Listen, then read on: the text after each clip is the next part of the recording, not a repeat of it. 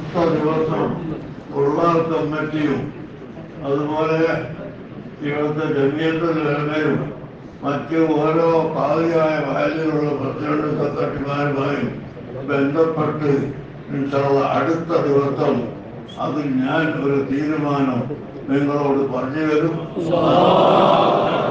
അതുവരെ നിങ്ങളെല്ലാവരും ക്ഷമിക്കണം, വെറുതെ അങ്ങോട്ടും ഇങ്ങോട്ടും സംസാരിക്കരുത് എന്ന് പ്രത്യേകമായി വസീയത്ത് ചെയ്യുന്നു.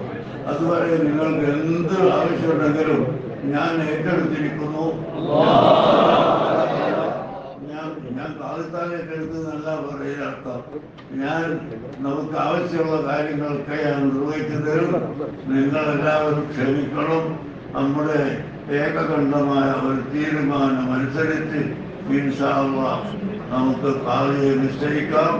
ബഹുമാനപ്പെട്ട തങ്ങളവர்கள் ജീവിതത്തിൽ വല്ല തെറ്റുകളും കുറ്റങ്ങളും വന്നു പോയിട്ടുണ്ടെങ്കിൽ അല്ലാഹു മാപ്പ് ചെയ്തു കൊടുക്കണം.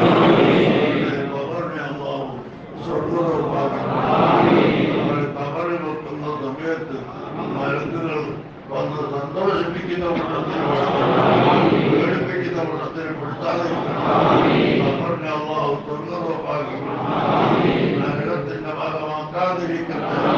അല്ലാഹു അവർക്കും അവരുടെ മക്കൾക്കും അവരുടെ ഭാര്യക്കും എല്ലാവർക്കും സലാമത്ത് നൽകട്ടെ. ബഹുമാനപ്പെട്ട തങ്ങളവരുടെ ഭാര്യ, മക്കൾ, കുടുംബങ്ങൾ എല്ലാവർക്കും അല്ലാഹു സുബ്ഹാനഹു വ തആല ഖൈറും ബർക്കത്തും ആഫിയത്തും വേണ്ടിക്കൊടുക്കട്ടെ.